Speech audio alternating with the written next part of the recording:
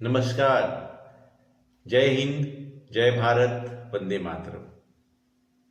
देखिए, पिछली क्लास में आपको इशू ऑफ शेयर के जर्नी एंट्री बतलाए थे कि अगर इंस्टॉलमेंट में शेयर का पैसा मिलता है तो application, allotment, first call and second and final call में मिलता है पैसा। उसका जर्नी एंट्री बतलाए थे। लेकिन जर्नी एंट्री के पहले एक मुख्य तथ्य है सब्सक्रिप्शन को जानना। इंपॉर्टेंस बात है सब्सक्रिप्शन को बोलते हैं हम लोग अभिदान।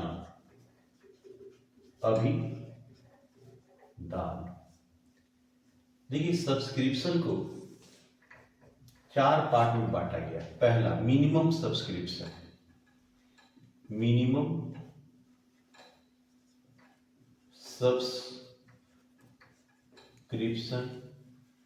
इसको बोलते हैं न्यूनतम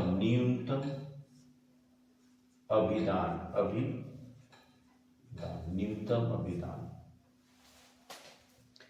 कंपनी को जब शेयर बेचना होता है तो कंपनी अपना प्रोस्पेक्टस इशू करती है, जिसमें कंपनी और शेयर से रिलेटेड सारी बातों का उल्लेख हो रहता है। मतलब ये all contents involve in prospectus about company and share. तो कंपनी से संबंधित और शेयर से संबंधित सारी बातें प्रोस्पेक्टस में रहती है। According to company act 2013 under section 39 में ये बात बोला गया है, Indian company act 2013 under section 39 में ये बोला गया है कि कंपनी ने जो शेयर इशू किया है उसका मिनिमम कितना सब्सक्रिप्शन होना चाहिए कि कंपनी आगे प्रोसेस जारी रख सके। मान लिया जाए कंपनी ने 10,000 शेयर इशू किया है, तो सेबी ने ये लिमिटेशन तय किया है कि कम से कम 90% सब्सक्रिप्शन मिनिमम होना चाहिए। मान लिया जाए 10,000 कंपनी 10,000 शेयर इशू की है, 10,000 शेयर इशू की है, मान लिया जाए एट द रेट ऑफ ₹10 के हिसाब से, और सब्सक्रिप्शन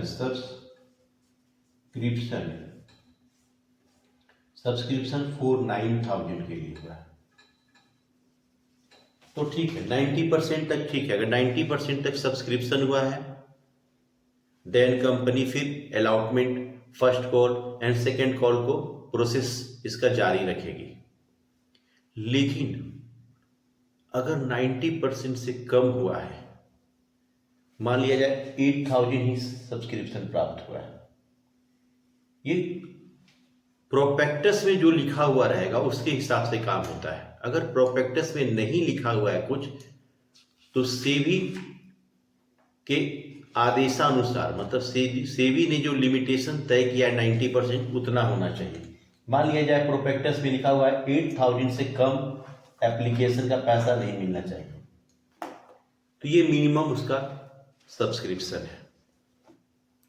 अगर प्रोस्पेक्टस में ये बात लिखा हुआ है कि 8,000 शेयर से कम का एप्लीकेशन नहीं होना चाहिए, 8,000 शेयर के लिए एप्लीकेशन कम से कम होना चाहिए। अगर 8,000 का एप्लीकेशन के लिए शेयर 8,000 के लिए शेयर के लिए एप्लीकेशन नहीं आया है, देन कंपनी क्या करेगी, एप्लीकेशन का पैसा रिफंड कर देगी बिफोर 15 डेज, 15 दिन के अंदर में, और आगे प्रोसेस ये कंटिन्यू नहीं रखेगी, अलॉटमेंट नहीं करेगी, फर्स्ट कॉल सेकंड कॉल नहीं करेगी, क्योंकि लिमिटेशन तय है कि भैया इतना से कम अगर एप्लीकेशन आएगा तो ये प्रोजेक्ट को डिस्क्लोज कर दिया जाएगा मतलब अगर जो एप्लीकेशन का पैसा भेज भी दिए हैं तो उनका पैसा रिफंड कर देंगे 15 दिन के अंदर में। आखिर क्यों? कम से कम एक लिमिटेशन प्रोस्पेक्टस कंपनी में क्यों लिमिटेशन तय करती है? कंपनी को अनेकों काम होते हैं करने के लिए। कंपनी को हो सकता है एसेट्स खरीदना हो, फिक्स एसेट्स, कंपनी के प्रीमिलरी एक्सपेंसेज करना हो, कंपनी को रोज डे टू डे जो एक्सपेंसेज है उसके करना हो। तो कंपनी को जितना नीड है, जितना पैसे की जरूरत है, अगर उतना नहीं मिलता है तो कंपनी बैक हो जाती है और जो जो एप्लीकेशन का पैसा भेजे हैं कंपनी उसको रिफंड कर देती है। और वही 15 दिन के अंदर में, 15 डेज, विद इन 15 डेज, अगर 15 दिन से लेट हो गया, कंपनी ने 15 दिन के बाद एप्लीकेशन का पैसा लौटा रही है, रिफंड कर रही है, देन 15% इंटरेस्ट के साथ लौटाना पड़ेगा। ये सेबी द्वारा गाइडलाइंस है, निर्देश है। तो फिर से एक बार समझिए मिनिमम सब्सक्रिप्शन क्या होता है। कंपनी ने प्रोस्पेक्टस में जो एक लिमिटेशन तय किया है कि इतना से कम एप्लीकेशन नहीं आना चाहिए, वो मिनिमम सब्सक्रिप्शन है। अगर प्रोस्पेक्टस में इन सभी बातों का जिक्र नहीं है तो हम सेबी का रूल देखेंगे। सेबी के गाइडलाइंस के तहत 90% सब्सक्रिप्शन होना चाहिए। अगर 90% सब्सक्रिप्शन नहीं हो रहा है then application money refund to shareholder within 15 days, 15 दिन के अंदर लौटा देना होता है। लेकिन सेबी ने यह भी बोला है कि कम से कम 30 दिन तक इंतजार कर लीजिए, 30 दिन तक आपका मिनिमम सब्सक्रिप्शन पहुंचता है कि नहीं। अगर 30 दिन तक मेरा मिनिमम सब्सक्रिप्शन नहीं हो पा रहा है देन प्रोजेक्ट क्लोज कर देंगे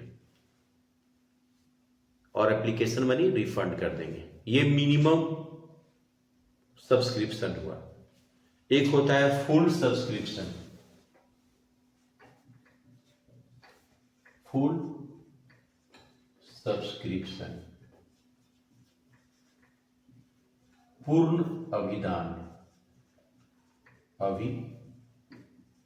पूर्ण अभिदान क्या होता है कि कंपनी ने 10,000 शेयर इशू किया, 10,000 शेयर कंपनी इशू कर दी, बेचना चाहती है एट द रेट ऑफ ₹10 के हिसाब से, और application receive for, application received for, application receive for 10,000 share. बिल्कुल सही है। कंपनी जितना शेयर इशू कर रही है, जितना शेयर बेचना चाहती है, पब्लिक भी उतना ही शेयर खरीदना चाहती है, तो इसको हम लोग बोलते हैं फुल सब्सक्रिप्शन। अब आते हैं under subscription. Under subscription, under subscription,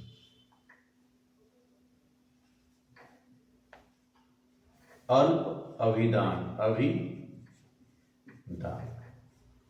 under subscription क्या है? कंपनी 10,000 शेयर इशू की है, शेयर इशूड की है एट द रेट ऑफ ₹10 के हिसाब से, लेकिन एप्लीकेशन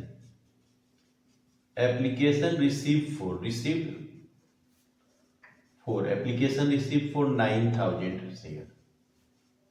कंपनी 10,000 शेयर बेचना चाहती है, इशू की है, लेकिन पब्लिक 9,000 ही शेयर खरीदने के लिए एप्लीकेशन दे रही है, मतलब उससे कम दे रही है, तो ये अंडर सब्सक्रिप्शन। अब कुछ स्टूडेंट क्या करते हैं, अंडर सब्सक्रिप्शन और मिनिमम सब्सक्रिप्शन को दोनों को एक समझते नहीं। मिनिमम सब्सक्रिप्शन एक प्रोस्पेक्टस में लिमिटेशन तय कर दिया गया है कि भैया इससे कम का एप्लीकेशन अगर नहीं आना चाहिए, इससे ज्यादा ही एप्लीकेशन आना चाहिए। तो मान लिया जाए प्रोस्पेक्टस में 8,000 लिमिटेशन तय किया गया था कि इतना कम से कम सब्सक्रिप्शन होना चाहिए, तो ये लिमिटेशन तय है, इतना आना चाहिए, इससे कम अगर आता है ना देन एप्लीकेशन मनी रिफंड करना होगा और प्रोजेक्ट को क्लोज करना पड़ेगा इसको। मिनिमम सब्सक्रिप्शन किस लिए जरूरी होता है? मिनिमम सब्सक्रिप्शन का जो पैसे, देखिए कंपनी को पैसे की नीड होती है, क्यों? एसेट खरीदने के लिए, प्रिविलेरी एक्सपेंसेस के लिए, अंडरराइडिंग कमीशन के लिए। अंडरराइडिंग कमीशन क्या होता है? एजेंट शेयर को बिचवाता है और उसके बदले एजेंट को जो कमीशन दिया जाता है उसी को अंडरराइडिंग कमीशन कहते हैं, अभिगोपक कमीशन कहते हैं। उसके बाद day to day expenses, company में बहुत सारे एक्सपेंसेस होता है उसके लिए। फिर फॉर वर्किंग कैपिटल, कार्यशील पूंजी के लिए। इसके लिए हमको पैसा, कम से कम पैसा जितना जरूरी है उतना तो आना चाहिए ना। अगर उतना पैसा नहीं आया तो क्यों हम शेयर इश्यू करेंगे? वो होता है मिनिमम सब्सक्रिप्शन। और अंडर सब्सक्रिप्शन क्या है कि हमने 10,000 शेयर इशू किया लेकिन एप्लीकेशन आया 9,000 शेयर खरीदने के लिए, ये अंडर सब्सक्रिप्शन है। मतलब कहने का मतलब कि जो लिमिटेड मिनिमम से अधिक है, ये मिनिमम जो सब्सक्रिप्शन था 8,000 उससे अधिक है तो ठीक है भाई। अब आता है एक over subscription. Over subscription,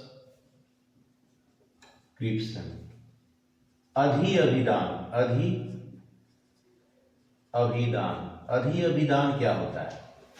over subscription, company ने जितना शेयर इशू किया है, कंपनी जितना शेयर बेचना चाहती है, अगर उससे ज्यादा एप्लीकेशन आ जाता है शेयर खरीदने के लिए तो उसको बोलते हैं ओवर सब्सक्रिप्शन।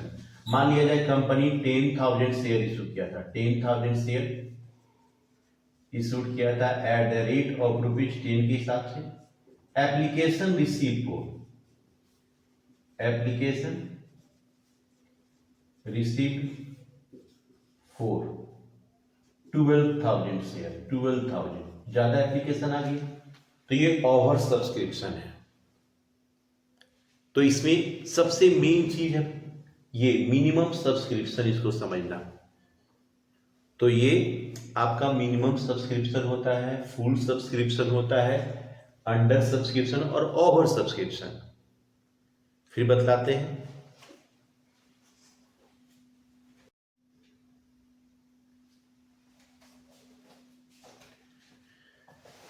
देखिए अब बतलाने जा रहे हैं आपको method of issue of share, अंश निर्गमन करने की विधि।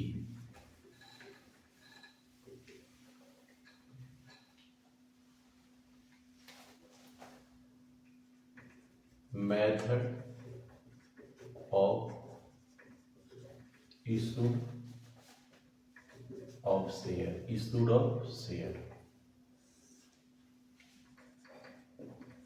अंश निर्गमन की विधि।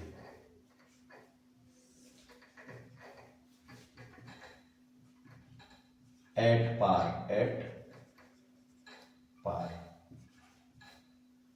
सम मूल्य पर, सम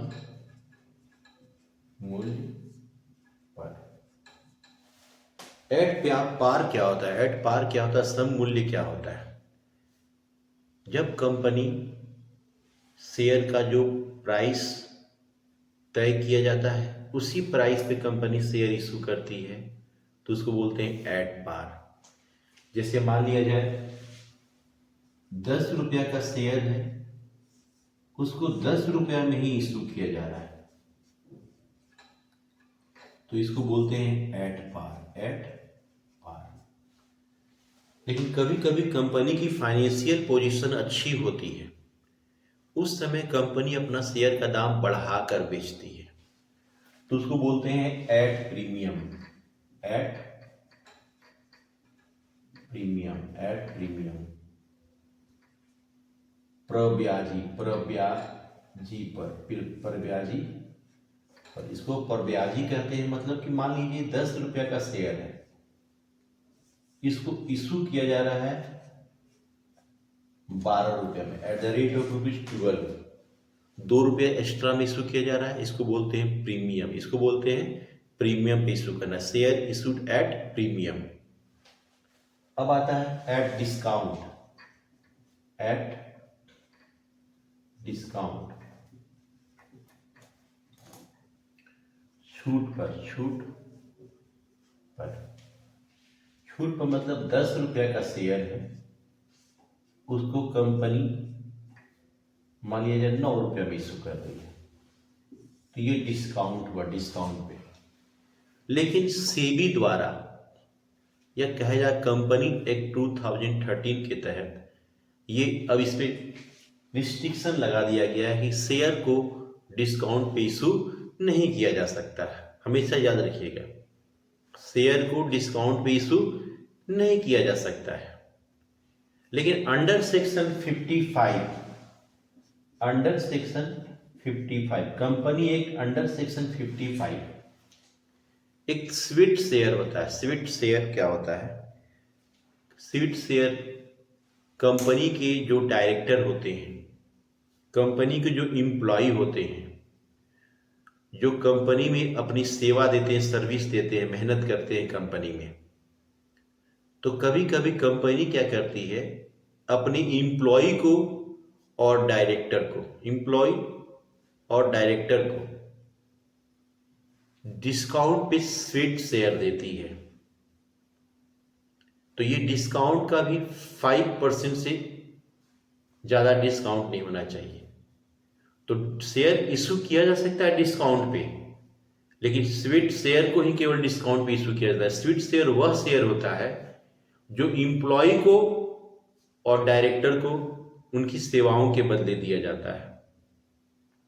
जैसे मान लीजिए एम्प्लॉय काम कर रहा है, मेहनत कर रहा है, तो कंपनी कभी कभी क्या करती है, उसको सैलरी ना देके कंपनी अपना शेयर दे देती है, उसी तरह डायरेक्टर को शेयर दे देती है। तो उनकी सेवाओं के बदले, उनकी सर्विस के लिए, for service of employ and director, company issued equity share is called sweet equity share. तो स्वीट शेयर को हम डिस्काउंट पे इशू कर सकते हैं, ऐसे डिस्काउंट पे शेयर को हम इशू नहीं कर सकते। तो 3 तरह से कंपनी शेयर को इशू करती है। पहला है एट पार, दूसरा एट प्रीमियम, तीसरा एट डिस्काउंट।